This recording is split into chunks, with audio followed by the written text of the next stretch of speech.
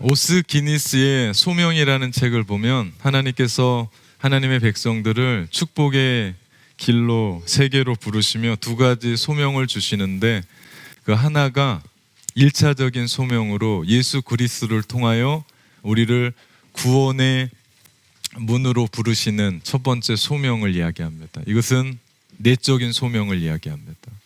가만 보면 내가 예수를 믿는 것이 아니라 예수님을 믿게 했고 구원의 길로 이끄셨던 그것 역시도 하나님이 우리를 부르시는 소명이라는 거죠. 그리고 또 하나의 소명은 2차적인 소명으로, 그렇게 부르심을 받은 사람들이 하나님을 위하여 일하는 것, 하나님의 계획과 하나님의 뜻에 맞게 사역을 하고 또 섬김을 향한 하나님의 부르심, 이것은 외적인 소명이다라고 이야기를 합니다. 물론 이 부르심은 목사와 선교사만이 아니에요. 교회 안에서 그리고 세상 속에서 여러분에게 부르신 하나님의 그 각자의 일들을 그것에 맞게 움직이는 거예요. 그렇다고 보면 이런 의미에서 우리 모든 크리스천들은 하나님이 부르신 소명자임이 틀림이 없습니다. 그렇다면 우리가 하나님이 부르신 이 소명자로서의 삶, 어떤 자세와 어떤 태도로 살아가야 될 것인가, 오늘 그런 이야기를 여러분과 함께 나눠보고자 합니다. 오늘 성경 말씀은 모세에 대한 이야기입니다. 모세의 삶은, 전체의 삶은 세 부분으로 아주 정확하게 나누어져 있습니다. 이집트의 왕자로서 40년의 왕자로서의 삶, 그리고 미디안 광야에서 양을 치던 목자로서 양치기로서의 40년의 삶, 그리고 민족의 지도자로 하나님께 부름을 받아 출애굽을 일으켰고 또 가나안 땅을 향하여 이스라엘 백성들을 이끌어갔던 지도자의 삶 40년, 그리고 모세는 그런 불꽃 같은 인생을 살다가 120년의 하나님의 부르심을 입고 이 땅을 떠납니다. 모세가 태어날 당시 그의 조상들은 이집트에서 노예였습니다. 처음부터 노예였던 건 아니었어요. 그 위에 선조였던 이집트의 국무총리까지 했었던 요셉, 그로 말미암아 7년의 대기근이 있었을 때, 모든 나라 모든 민족이 다 죽어가고 있을 때, 특별히 요셉을 통해서 그의 아버지 야곱의 가정이 올라갔고, 그리고 그곳에서 애굽에서 이집트에서 이스라엘 백성들이 살아가게 됩니다. 그런데 오랜 시간이 지나고 나서 요셉을 알지 못하는 왕들이 등극하기 시작하면서 자연스럽게 이스라엘 백성들은 노예로 전락하고 맙니다. 그런데 문제는 노예인 이스라엘 백성들이 기하급수적으로 사람들이 늘어나는 거예요. 이것에 두려움을 느꼈던 바로가 산하 제한 정책을 합니다.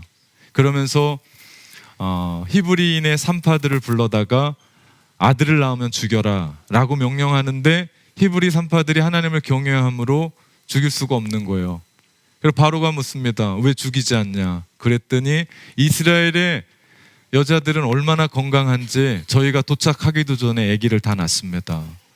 이것에 화가 난 바로가 모든 백성에게 이스라엘 백성들이 아들을 낳으면 무조건 나일강에 던지라고 명령을 합니다. 그때 태어난 사람이 모세였습니다. 모세가 태어났는데 부모가 보니까 잘생겼어요. 성경에 보니까 그렇게 나옵니다. 잘생겼습니다. 생각해보면 자기 자식 예쁘고 잘생기지 않은 사람이 어디 있을까요? 제가 아이들 태어나면 노스쇼어 하스피털이든 서쪽의 병원이든 찾아갑니다. 그 얼굴들을 보면 다 똑같은 것 같은데 그 부모는 얼마나 예쁜지 모른다고 얘기를 해요. 다 예쁘죠? 안 잘생긴 사람이 어디 있겠어요? 근데 반대로 또 생각해 보면 이제 갓 태어난 아이가 생기면 또 얼마나 잘생겼겠나, 그죠? 그게 그거죠. 근데 여기에서 이야기하는 이 잘생겼다라고 하는 이 이야기를 히브리어 단어로 보면 토브라는 단어입니다. 이것의 의미는 그의 부모가 모세를 보니까 그 아이에게서 하나님의 나라를 본 겁니다.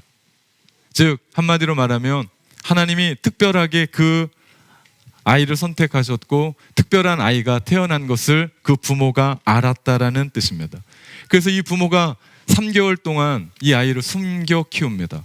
근데 우리가 아이 키워봐서 알지만 3개월이 지나면 이제 울음소리가 커져요. 이제는 아이를 어떻게 할 수 없을 때가 옵니다.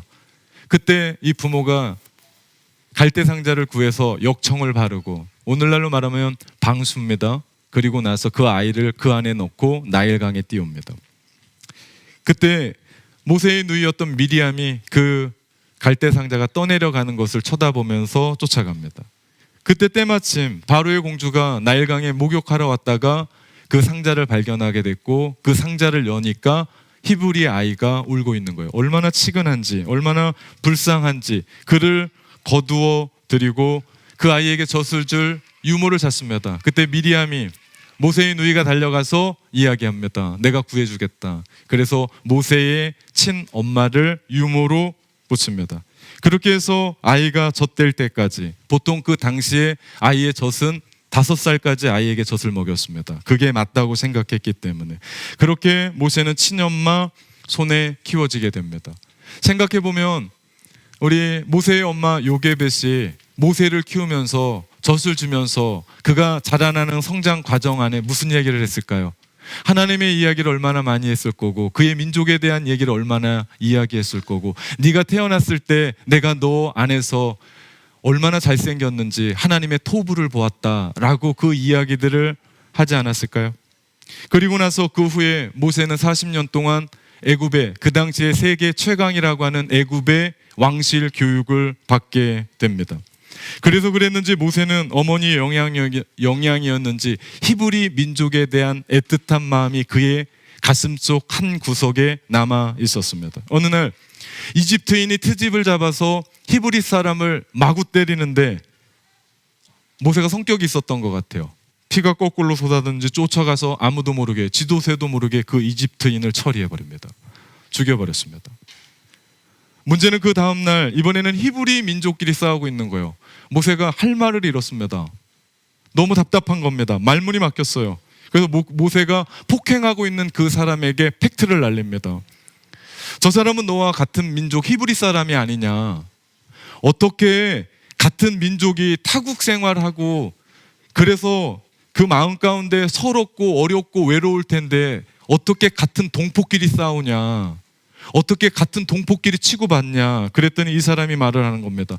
언제 우리가 우리를 다스리는 관리로 세웠습니까? 어제는 이집트인을 죽이더니 오늘은 나를 죽이려고 합니까? 어디 한번 죽여보십시오라고 얘기하는 거예요. 모세가 깜짝 놀랐습니다. 그게 탄로가 난 겁니다. 그래서 모세는 그 일로 애굽을 도망쳐 나옵니다.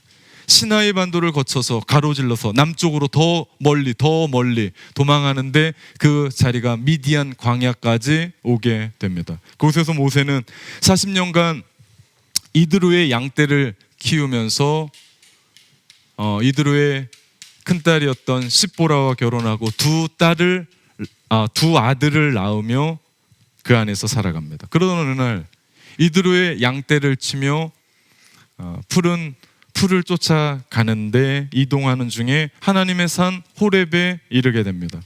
이 산의 다른 이름은 신의 산이라고도 이야기합니다. 하나님은 그곳에서 모세가 오기를 기다리고 계셨어요. 그곳에서 모세를 불러 하나님께서 쓰기로 작정하셨던 겁니다. 그 땅이 거룩한 땅이었어요. 저만치 떨기나무에 불이 붙었는데 신기한 광경이 보여진 거예요. 불이 붙었는데 꺼지질 않는 겁니다. 사실 떨기나무는 사막에 그냥 그렇게 있었던 나무예요. 흔한 나무입니다. 그리고 사막이 얼마나 뜨거운지 가끔씩 불이 붙기도 했어요. 그런데 그 떨기나무가 우리로 말하면 가시나무 같은 거예요. 아주 마른 가시나무에 불 한번 붙으면 금세 꺼집니다. 그런데 모세가 그 앞에 압도적으로 그것에 대해서 쳐다볼 수 있었던 것은 떨기나무에 불이 붙었는데 이 나무가 꺼지질 않는 거예요. 다 없어지지가 않는 겁니다. 너무나 신기해서 그거에 압도당해서 그 떨기나무 앞에 섰는데 그곳에서 하나님의 음성이 들리는 겁니다. 모세야, 모세야. 불붙은 떨기나무는 다름 아닌 하나님이 모세에게 보여주고 싶은 것이 있었던 겁니다. 그것은 살아계신 하나님, 지금 여기에 살아 계신 하나님을 가시적으로 보여주셨던 하나님의 사인이었죠. 그리고 모세에게 보여주셨던 그 사인은 단순하면서도 분명한 의미가 있었습니다. 그것은 이스라엘 민족, 지금 고통 속에 있는 나의 민족, 그 중심에 계시는 하나님의 모습을 말씀하고 계셨던 겁니다. 내가 그들의 고통의 중심에 있다. 그들의 울부짖음에, 그들의 학대에, 그들의 모든 고통 속에 내가 그 중심에 내가 있다. 그러면서 하나님은 모세에게 네가 가서 내 민족 이스라엘을 구원해 내라고 하는 소명을 받게 됩니다. 호렙산의 뜻은 폐허된 산, 황폐한 산이라고 하는 의미를 가지고 있습니다. 그 산에 계신 하나님은 모세에게 분명히 보여주셨습니다. 이 황폐한 산에서도, 이방 땅에서도, 특별히 하나님은 이스라엘 백성 중에 고통 속에 있는 그들의 울부짖음 속에 그 중심에 있는 하나님, 내가 이스라엘 백성들이 울부짖을 때 내 마음이 얼마나 찢어지는 줄 아느냐, 이스라엘 백성들이 맞고 학대를 받을 때 내 마음이 얼마나 무너지는 줄 아느냐, 가슴 아파하면서 가슴을 치면서 절규하는 그 고통 속에 계시는 하나님이시라는 것을 모세에게 보여주고 싶었던 겁니다. 그래서 오늘 하나님은 모세를 불붙는 떨기나무 앞에 세우셨던 겁니다. 또 하나님은 불붙는 떨기나무를 통해서 이스라엘의 미래를 보여주고 싶으셨던 거예요. 모세에게. 지금은 비록 애굽에서 고통을 받고, 비록 노예로 살고 있고, 지금은 학대를 받고 있고 모진 아픔으로 살아가는 노예의 처지지만 그들이 이것으로 끝나지 않을 거다. 그들은 나의 언약의 백성이다. 불이 붙어도 결국 다 없어지지 않을 거다. 하나님이 지키시는데, 하나님이 지키시는 생명인데 누가 감히 다 없어질 수 있겠느냐, 누가 태워버릴 수 있겠느냐. 이스라엘 백성들은 죽지 않을 것이다 라고 하는 불붙는 떨기나무 앞에서 모세에게 하나님은 이스라엘의 미래를 보여주셨다라는 이야기입니다. 또 하나는요, 불붙는 떨기나무 앞에서 모세는 자신의 삶을 보았습니다. 자신의 인생을 보았습니다. 태어나자마자 죽게 된 자기의 인생, 기구한 운명, 나일강에 던져져야 됐던 자신의 삶, 갈대 상자 의지하면서 자신의 삶을 이뤄왔었던, 그러면서 지금까지 미디안 광야에서 죽지 않고 살아왔었던 그런 모든 생존하고 있는 나를 불은 붙었지만 다 없어지지 않는 떨기나무 앞에서 모세는 자기가 누군 줄을 발견한 겁니다. 나랑 똑같이 닮아 있는 겁니다. 그게 나의 모습이었던 겁니다. 그리고 지금까지 하나님께서 지키셨다라는 것을 모세는 그 자리에서 깨달아 알게 됩니다. 이것이 사도 바울의 고백 아닙니까? 고린도후서 4장 말씀에 우리가 사방으로 우겨쌈을 당하여도 쌓이지 아니하며 답답한 일을 당하여도 낙심치 아니하며 핍박을 받아 버림받지 아니하며 거꾸로 트림을 당하여도 망하지 아니하고. 예수 믿는 사람들이 이런 사람들입니다. 왜 그런 줄 아십니까? 우리 안에는 예수의 생명이 있기 때문에. 소명자의 삶입니다. 이것이 하나님께 부름을 받은 사람들의 삶의 이야기입니다. 그렇기 때문에 우리는 그냥 죽지 않습니다. 아니, 죽을 수도 없습니다. 죽고 싶어도 죽지를 못합니다. 왜냐? 하나님이 우리 가운데 맡겨주셨던 그 소명을 다 해야 되기 때문에. 그렇기 때문에 여러분, 조금 아파도, 조금 여러분의 삶이 힘들어도, 내 삶 안에서 그것이 잘 풀려지지 않아도, 내 뜻대로 그것이 이루어지지 않아도 여러분, 그것 때문에 절절매거나 일희일비하지 마십시오. 하나님의 사람, 하나님이 부르신 소명자는 하나님께서 책임지시고 하나님께서 인도해 주실 줄 믿습니다. 마치 불붙는 떨기나무가 다 없어지지 않는 것처럼 그렇습니다. 그것이 아무것도 아닌 존재였지만, 아주 미약한 존재였지만 하나님 손에 붙들림 바 되었을 때 모세라는 한 사람을 깨우고 이스라엘이라고 하는 그 민족을 구원하는 통로가 되어졌던 것을 봅니다. 말씀을 묵상하고 설교를 준비하는데 저에게도 불붙는 떨기나무 앞에 섰을 그때가 생각이 났습니다. 사역하면서 목이 고장이 났어요. 목소리가 나오지가 않습니다. 병원에 갔더니 성대 결절이래요. 그래서 수술을 해야 된다고 이야기합니다.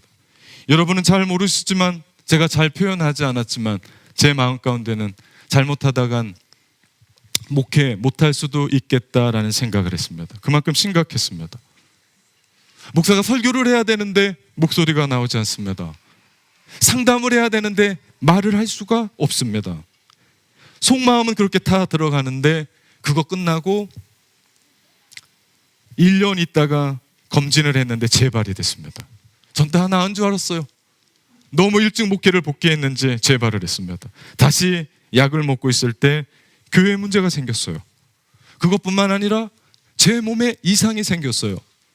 저는 성격이 베개에 닿기만 하면 저는 잡니다. 무슨 일이 있어도 자요. 머리가 닿기만 하면 잡니다. 그런데 3개월 동안 불면증에 시달렸습니다. 자다가 깨서 저는 하나님이 저를 부르시는 줄 알았어요. 그래서 침대 앞에 무릎을 꿇고 기도하는데 아무 말씀을 안 하세요. 알고 봤더니 하나님이 부르신 게 아니라 불면증이었습니다. 3개월 동안 제가 그 시간을 견뎠습니다.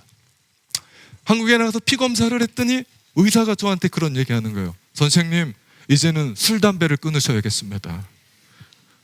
제가 너무 황당했습니다. 저는 목사입니다. 저는 술, 담배를 하지 않습니다. 그랬더니 그 의사가 깜짝 놀라면서 그럴 수는 없습니다. 술, 담배 하는 사람들 중에 최고치의 수치가 나왔습니다. 이러면 죽습니다.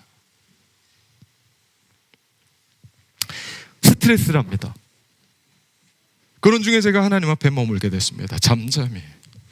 그러면서 하나님이 저한테 불붙는 떨기나무 앞에서 서 있는 모세처럼 하나하나를 회복시키시는 하나님을 만나게 됩니다.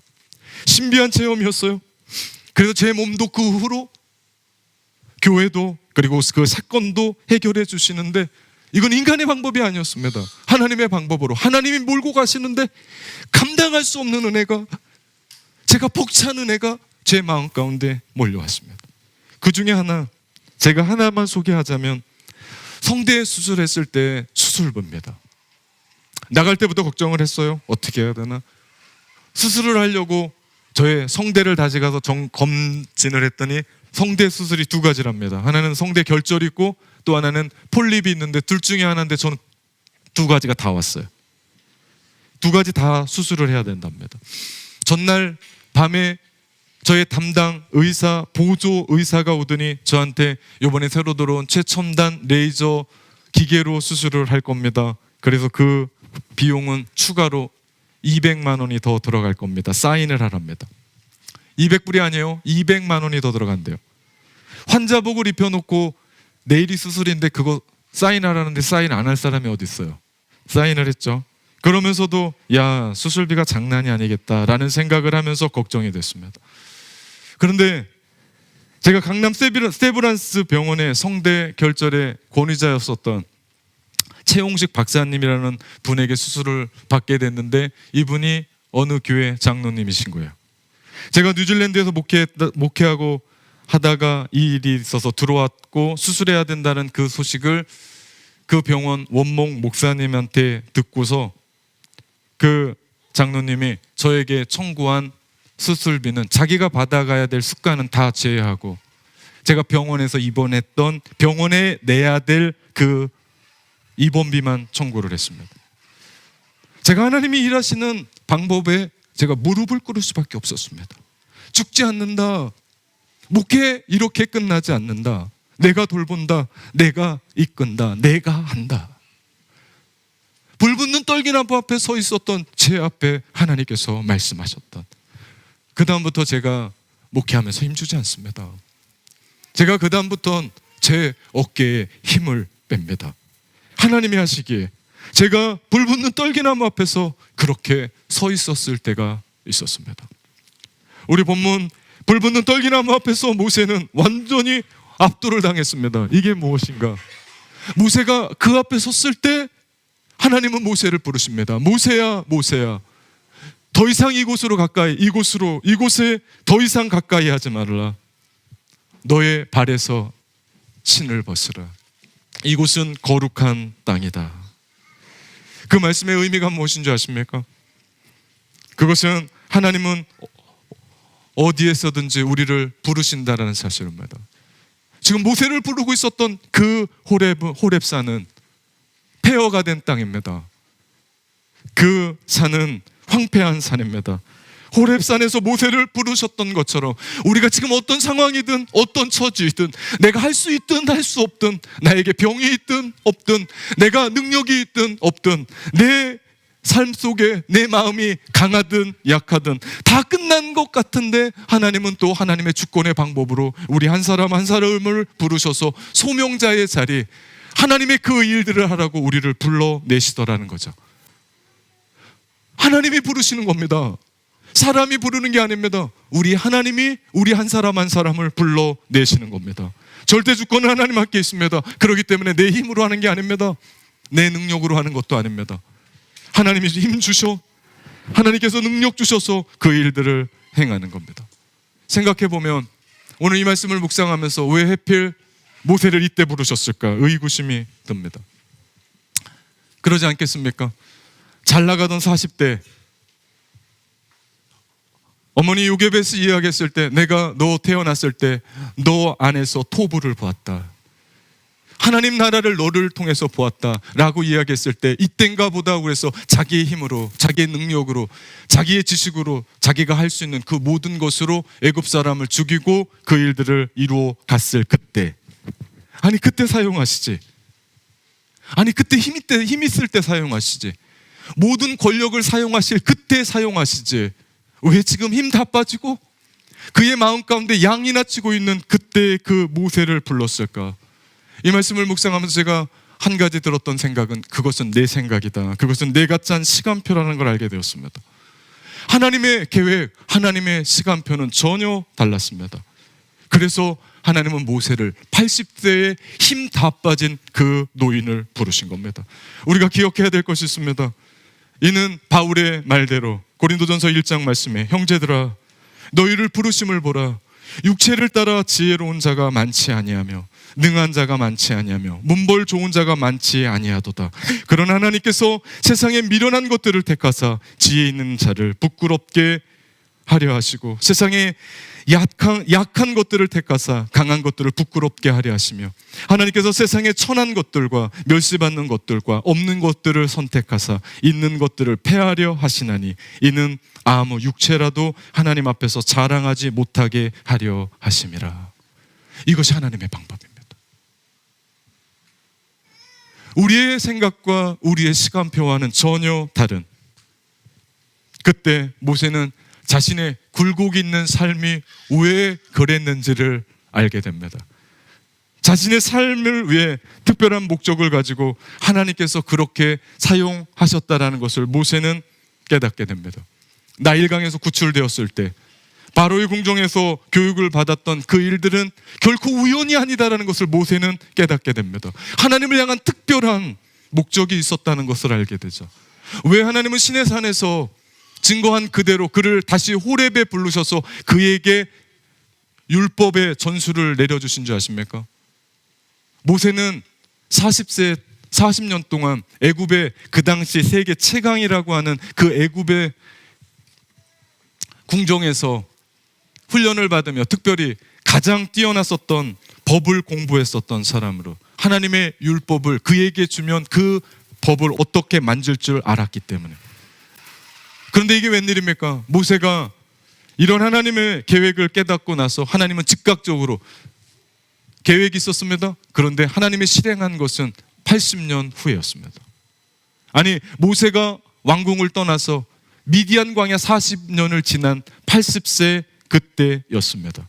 그때는 양이나 치고 아무것도 할 수 없는 처지였습니다.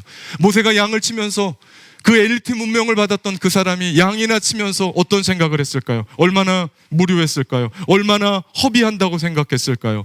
이 세월이 얼마나 갑갑했을까요? 그렇지만 하나님이 그때 그 자리에 오셔서 모세에게 불을 지르십니다. 소명을 주십니다. 그때 모세는 몇 번이고 거절했지만 결국 하나님의 뜻에 순종하며 민족의 위대한 지도자로 서게 됩니다. 그 40년의 세월 아무것도 아니라고 생각했습니다. 무료하다고 생각했습니다. 무의미하다고 생각했습니다. 그런데 그 세월이 하나님이 계획하셨던 하나님의 플랜 안에 있었던 시간이었다는 거죠. 우리도 마찬가지입니다. 우리가 세상 살아가면서 모세처럼 누구나 광야에 들어갑니다. 광야 없는 인생은 아무도 없습니다. 흔들리지 않는 인생은 아무도 없습니다. 어렵지 않은 인생은 아무도 없습니다. 인생은 누구나 광야 학교를 통과해야 됩니다. 그곳에서 인내를 배웁니다. 그곳에서 기다림을 배웁니다. 그곳에서 광야를 살아가는 방식을 배웁니다. 그곳에서 광야의 길을 익힙니다. 그리고 결국 그 과정을 통해 모세가 이스라엘 백성들을 40년간 광야에서 인도해냈던 것처럼 하나님이 여러분이 사용하셨고 하나님이 여러분이 지금까지 광야의 길을 걷고 왔고 지금까지 준비했었던 그 모든 것들을 사용하셔서 하나님은 여러분을 소명의 자리, 하나님의 계획한 자리, 하나님의 시간표 안에 여러분을 세우실 줄 믿습니다. 왜 우리를 뉴질랜드까지 부르셨습니까? 왜 우리로 하여금 그 공부하게 하십니까? 왜 우리로 하여금 그 전공을 맡기셨고 왜 우리로 하여금 직장에 다니고 사업장을 일으키고 왜 우리에게 그 자녀를 맡기셨고 그 가정을 맡기셨습니까? 왜 우리를 이 교회에 부르셨습니까? 너무나 긴 시간 같습니다. 무의미한 시간 같습니다. 아무런 의미가 없다고 생각합니다. 이거 너무 헛되지 않은가라고 생각할 수도 있습니다. 그거 아십니까? 하나님이 이 시간을 통하여 여러분을 하나님의 사람으로 준비시키시고 소명의 자리로 부르시는 하나님의 계획과 하나님의 시간표 안에 우리가 들어가 있다라는 사실입니다. 이때 우리에게 가장 필요한 것은 순종입니다. 모세에게 나타나셔서 모세야 모세야 하시며 이곳은 거룩한 땅이니 너의 발에서 신을 벗으라고 이야기했을 때 모세는 자신의 신을 벗고 하나님을 따라갔던 것처럼 오늘 우리를 그렇게 부르신 하나님 앞에 하나님이 우리를 부르실 때에 나의 발에서 신을 벗고 모세처럼 순종하며 하나님의 나라를 위하여 존귀케 쓰임받는 여러분 되시기를 주님의 이름으로 축원합니다. 사랑하는 성도 여러분, 부르심에 맞게 삽시다.